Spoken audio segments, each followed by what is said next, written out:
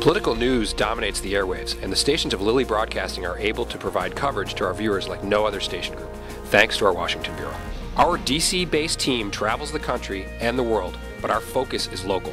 From an interview with a local congressman to a local business owner testifying on Capitol Hill, our goal is to relate what's happening here to viewers at home.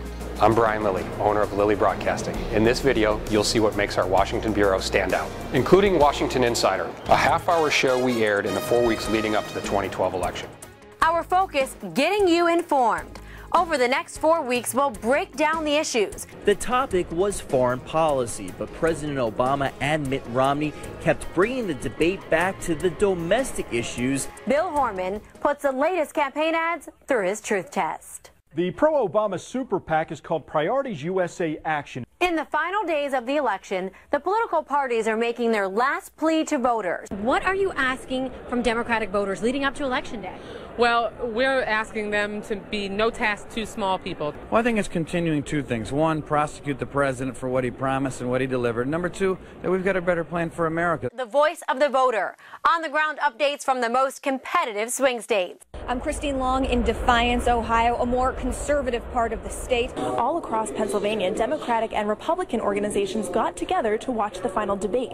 I'm Ted Fioraliso in Virginia, where polls show Mitt Romney leading President Obama by just 1 or 2 percentage points. We'll see you next week. And don't forget, in the world of politics, between now and then, anything could happen. I'm Washington Bureau Chief Jacqueline Policastro. From the primaries to the general election, Lilly Broadcasting provided unique coverage of the presidential election with custom reports for each of our stations. Republican presidential hopeful Mitt Romney promises a fight to the finish in a one-on-one interview with ABC 12. I'd like to know what you think about these numbers and how it's changed how you're campaigning in your home state. You know, we're going to keep on fighting like an underdog. Take a look at this. Hundreds of supporters came out to see Romney and Ryan. But the candidates still know they're very much in the political fight for votes. This victory rally is Mitt Romney's first campaign event of the day. Then Mitt Romney will take the wheel and he'll head throughout the rest of the state before his final stop in Toledo. This is Paul Ryan's first impromptu road stop on his tour of Ohio so far. You can really feel the anticipation. This campus here at the University of Denver is just buzzing. This is our first and only look inside the debate hall. As we push towards the stage, you can see both podiums set up. It's something you wouldn't expect to see anywhere, but it's here.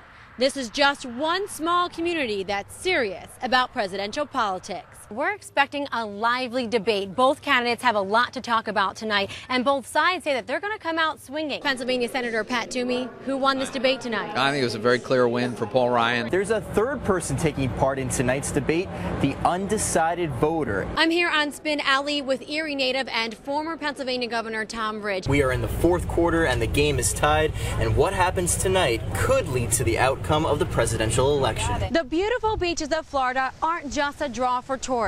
The presidential candidates know they need to win over voters here. Washington correspondent Ted Fioraliso continues coverage of the presidential race tonight. He's joining us from the Romney camp in Boston. And what is the mood like, Ted? Well, Diane and Lee, somber is a good word for it. So let me explain how it all went down here. First, of course, NBC News projected that the president won, and this crowd went crazy. People waving American flags, jumping up and down. I'm Washington correspondent Ted Fioraliso. We set ourselves apart from the competition with our coverage of the 2012 Republican and Democratic National Conventions, following delegates from each of our markets and getting insight from local politicians on the ground. Convention delegates and lawmakers are not only talking politics, but they're talking about Isaac, too. The Michigan delegation is continuing with their planned activities. The Ohio breakfast is where delegates focus most of their attention, with speeches from the state's political superstars. This is the spot where the Michigan delegation could put Mitt Romney over the top to secure his nomination for president. Ohio is going to be taking center stage tonight here at the convention. We caught up with Governor Kasich. I'm here with Congressman Peter King of Long Island. And Congressman, tell me how this convention has been so far for you. It's going great. It's going great for me. It's going great for the entire New York delegation. I'm here on the convention floor with the Ohio delegation. They have great seats. Their seats are right up front, very close to the stage. Now that the RNC is over, what happens next? Our Mid-Michigan delegation goes back home and they start knocking on doors. Well, the balloons are still coming down right now, as you can see out here live on the convention floor. It's an unconventional convention. This is Carolina Fest. Alicia Hare, wife of former Elmira Mayor and Councilman Jim Hare, is making her first DNC appearance as a delegate. I'm here with former Governor Ted Strickland, and he just got done his speech at the DNC. You said you were going to have a lot of fun with this, did you? I had a great deal of fun. For those who can't be here, especially those in the southern tier, what's the message you want to send back to them? Message to the southern tier is a four-letter word: jobs. While it might be pretty quiet here in the arena, our local delegates are out on the streets of downtown Charlotte. Why do you think Americans should re-elect President Obama? There's a track record that earns it. I'm backstage on the floor of the Democratic National Convention with Senator Debbie Stabenow of Michigan, who is up on stage with the female senators. Moving forward, it's the theme of President Obama's convention, and it's exactly what Erie delegates say they plan to do. 65,000 people will miss out on tonight's speeches because of the move back inside to the Time Warner Cable Arena. I can tell you that our Michigan delegates are in a prime spot down there on the floor, and they have been giving some of the loudest cheers during these speeches. When we're not on the road, our Washington bureau covers 8 senators and more than a dozen members of Congress. Our goal, localize national stories. The House will not vote tonight, but the Senate is still expected to vote. I'm joined now by Senator Sherrod Brown. What's going to happen for the rest of tonight? I don't know why the House has again abdicated its responsibility on this. Congressman-elect, we heard this news right off the top of the show that the governor did indeed sign this legislation. Can I get your thoughts? Well, it's bad news. It's bad news for Michigan. Senator, some of the gentlemen that you invited here to testify said that if the president's plan goes through, we will be in a recession. This issue of human trafficking, why it's so important to you? Well, first of all, this is an issue that we all should be focused on, Republicans, Democrats alike. Why haven't you and other members of Congress done something about this sooner? Some people would call this a manufactured crisis. Well, some of us have been trying since we got here, and I'm on that list. Jacqueline, what about our lawmakers? Are any lawmakers against this, allowing cameras in the courtroom? Interesting question. I haven't heard any lawmakers say that they're actually against it. I talked to Republicans and Democrats from Ohio and from other states throughout the nation. Less than an hour after the court announced its decision, House leaders say they have scheduled a vote to repeal the entire health care law soon. We also cover President Obama, from bill signings at the White House to the G20 summit in Mexico, and all the lighter White House moments in between. The president arrives in Los Cabos, Mexico, and we're with him every step of the way. With a few strokes of the pen, the Jobs Act became the law of the land. Republican Congressman Dave Camp and Congresswoman Candace Miller both voted in support of the Jobs Act. Add Medal of Freedom winner to John Glenn's list of accomplishments. All right, I got to give the special dispensations. Here's my pardon. Both Cobbler and Gobbler now head to George Washington's estate in Mount Vernon. Take away all the glitz and glamour of the world leaders and the beautiful setting of Los Cabos, Mexico, and you're left with one stark reality. The world economy is struggling, and something needs to be done now.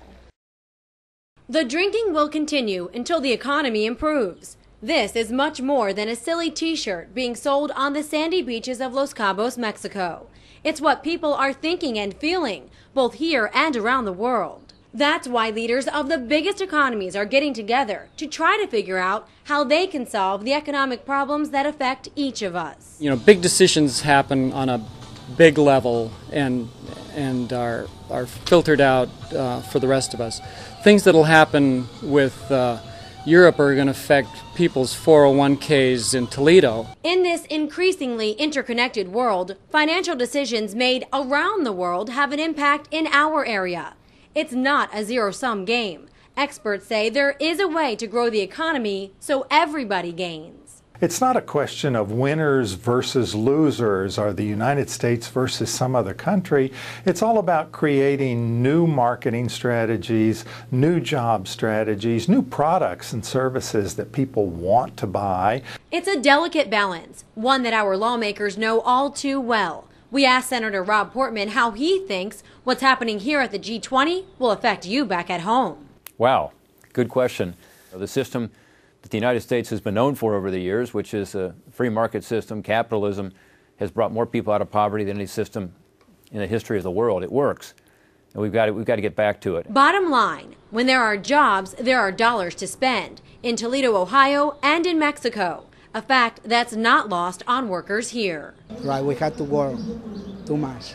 And Ray Wood, president of UAW Local 14, says it's not just working harder, it's working smarter. Global competition is real and it's serious. So whether you're a worker at Jeep in Toledo or a worker here in Los Cabos, Mexico, we all have one thing in common. A global economic recovery is critically important, and this is a critical time. Tonight, the world is watching. Traveling with the president at the G20 summit in Los Cabos, Mexico, Jacqueline Policastro, 13 ABC Action News. Community members and groups often visit D.C. Our Washington Bureau makes it a priority to tell their story, and it's not always something political. These veterans were so honored not only for the chance to be able to take this flight here to Washington, D.C. and to see the memorial, but also for the chance to tell their stories. Dick made the trip to Washington with his grandson, Ben, who told me he's been trying to get his grandpa on this trip for years. Staff Sergeant Travis Mills got a taste of home Thursday as 43 students from his alma mater, Central Elementary School, serenaded him with the Vassar Fight song, gave him an American flag flown at the state capitol in Lansing, and held up signs showing their support for the wounded veteran. Mark Neidig meets with members of Congress. His job is to bring the message about Kansas cancer research to people who can help fund it and support it. You're here in Washington today at this Congressional Black Caucus hearing. Why did you come down? First of all, John Conyers, our congressman, came to Saginaw to hold a public forum. Mayor Walling used the forum as a way to strengthen Flint's relationship with the federal government. That's my message. Large companies, small companies, startup businesses, local, state, federal government, we all have to work together. Right now, the National Transportation Safety Board is in the middle of a study. They're specifically investigating wrong-way driving crashes. Leaders inside the organization tell us that these types of crashes are happening all around the nation, in rural areas, in populated areas, involving younger drivers and older drivers. Why do these crashes keep happening here? And what will it take to stop them? I think no one ever thinks they're going to end up on the road driving the wrong way. Oh my God! The unthinkable still has our community asking questions, the same type the NTSB wants answers to. And they're looking for those answers inside crash cases like the one that happened on I-75 in March. 3 BGSU sorority sisters were on their way to the airport for a spring break trip when a wrong-way driver hit and killed them. The driver also died. Then just 10 days later, a wrong-way driver slammed into a truck. The driver and passenger were killed. In March alone, there were 4 separate wrong-way driver reports. There are a lot of different reasons why people might be doing this. We are looking at accidents where alcohol might be a factor. We're looking at accidents where distraction could be a factor. The ability to read or see signs, age, a lot of issues might be a factor. That little word, might, makes all the difference. There's not enough data yet to know exactly what's happening on our highways. I have a big concern about it, and one of the specific areas that I've been involved with is what's called drugged driving, not just drunk driving. And with the increasing incidence, unfortunately, of prescription drug abuse and increased heroin use in Northwest Ohio and other parts of our state, it's more and more of an issue. There are fewer of these kinds of accidents than there used to be. So modernizing our highway system, passing a highway bill, continuing this progress is a big part of that. Not every lawmaker thinks more bills are the answer to this problem. I'm not sure there's a legislative remedy to this, but certainly be willing to listen to any ideas. And there are some big ideas out there. New high-tech technology, vehicle-to-infrastructure communication, and vehicle-to-vehicle communication. Basically cars that talk to each other and to the roadways. Shorter wrong-way signs, police stop sticks, highway sensors embedded in the asphalt, blinking red lights, and arrow-shaped road bumps. It's about looking at the human, looking at the vehicle, and also looking at the environment and helping to identify countermeasures to improve all of those. The NTSB study comes out in December. The chairwoman told us that she's looking at a lot of data, trying to learn from these accidents. The board will make recommendations, but ultimately it's up to each state to make changes that will prevent these types of crashes from happening in the future. In Washington, Jacqueline Policastro, 13 ABC Action News. What we do here in Washington goes far beyond the Northeast. Between our CBS affiliation in Puerto Rico and our One Caribbean television station, we're able to reach viewers in dozens of Caribbean countries and islands. I'm Jacqueline Policastro here in Baltimore, Maryland at the Caribbean Carnival. I'm here with Roland, who's been working on this event for 20 years. Tell me why it's important that everyone gets together. It's important because this is one way we can showcase our cultural heritage. You are originally from Trinidad and Tobago. That's right. And tell me about your shop and why you opened it. I'm having a good time, and I hope that I will represent you well. That was Ambassador Stephen Vassiani's message to everyone back home in Jamaica as he begins his tenure as Jamaica's 11th ambassador to the United States. The fact that Hispanics have been given such a major role, it is historic in nature. Governor Luis Fortunio is proud to represent Puerto Rico at this year's Republican National Convention. Just like at the Republican convention, the Democrats are taking the Hispanic vote very seriously this year. To prove that, look how close the Puerto Rican delegation is sitting to the stage. By doing so, those experts feel that destinations here in Mexico and throughout the Caribbean can be protected for generations to come. I'm Brian Lilly. We hope you enjoyed watching the work of our Washington Bureau.